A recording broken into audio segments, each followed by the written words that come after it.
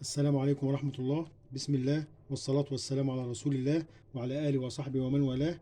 معكم سيد هاشم من قناة سيد هاشم وصفات على قد الإيد. النهاردة بإذن الله تعالى هنعمل طاجن الخضار باللحمة، أو التورلي زي ما احنا بنقول عليه، مفيش مشكلة خالص. طبعا معانا خضار، بطاطس وكوسة وبسلة وجزر. لو عايز تحط فاصوليا، عايز تحط أي حاجة مفيش مشكلة، بس طبعا بنقطع الحاجات كبيرة شوية عشان ما تهريش مننا. ومعانا طماطم معصورة، ومعانا لحمة، ومعانا بصل مبشور او متقطع، ومعانا توم، ومعانا معلقتين صلصة، ومعانا التوابل بتاعتنا فلفل وسبع بهارات وورق راولي وحبهان وملح وبابريكا وتوم باودر وبصل باودر.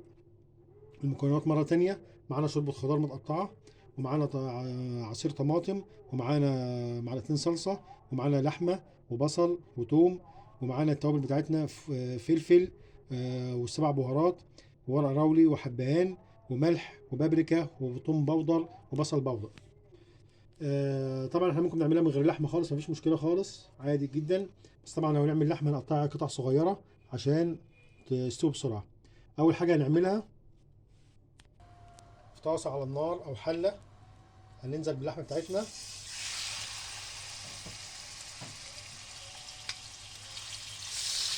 هنديها صدمة الأول على النار،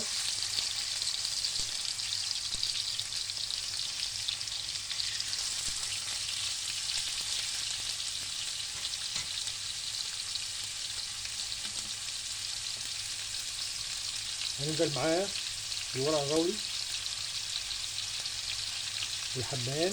طبعا ده بيديها طعم حلو جدا، لو في مستكة برضه يبقى كويس.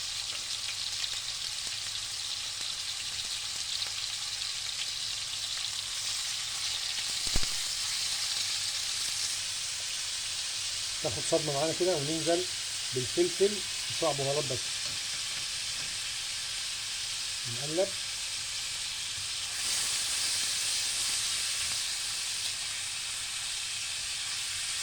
وعايزين التوابل بتاعتنا دي، الفلفل والسبع بهارات، تتحمص مع اللحمة بتاعتنا، تدي طعم حلو جدا وريحة جميلة جدا جدا للطاجن بتاعنا.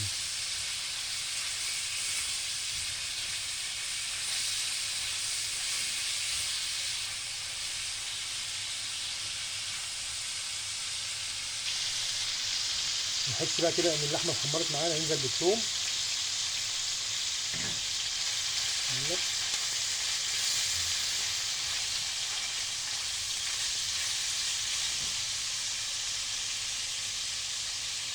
كده ننزل بالبصل،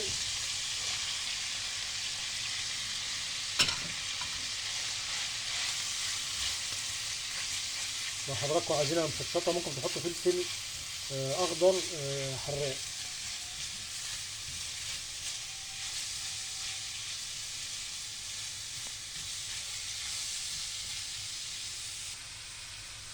البصله بتاعتنا كده تصفر شويه، وننزل بمعلقتين الصلصه. يلا،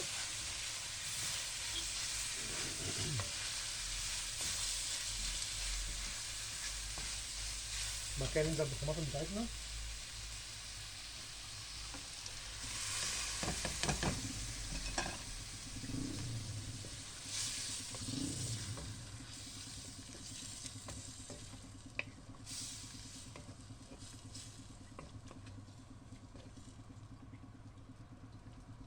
بعد كده ننزل بباقي التوابل بتاعتنا، اللي هي الملح والبابريكا والثوم باودر والبصل باودر، ونظبط الملح بتاعنا،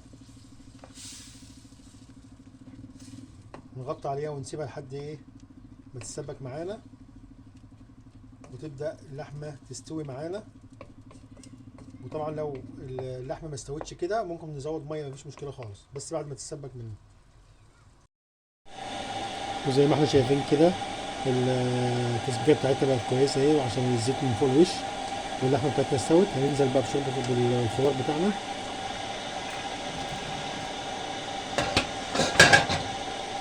هنديله تقليبة كده يعني 10 دقايق كده، وارجع لكم تاني، يعني ياخد غلوتين كده بس، وارجع لكم تاني واقول لكم هنعمل ايه فيه. كده بعد ما يعتبر 3/4 سوا الخضار بتاعنا، واللحمه طبعا مستويه كويس ما شاء الله، ريحه فظيعه جدا جدا جدا. هنجيب بعد كده بقى عشان تكمل سواها في الفرن، هنجيب طاجن او صينيه، اللي ما عندوش طاجن فخار او صينيه او اي حاجه مفيش مشكله، هنحطها في الطاجن كده زي ما احنا شايفين. بسم الله.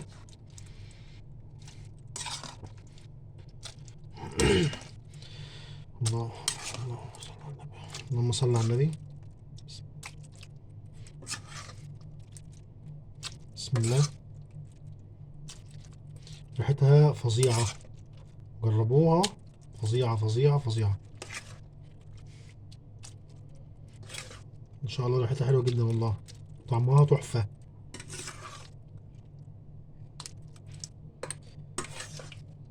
هنحطها بقى دلوقتي في الفرن تكمل السوا بتاعها، وهوريكم الشكل النهائي بعد ما تطلع. وادي الطاجن اهو بعد ما طلع من الفرن، لسه طبعا زي ما احنا شايفين طلع لسه من الفرن سخن جدا ما شاء الله، ريحته فظيعة جدا وطعمه تحفة. جربوه.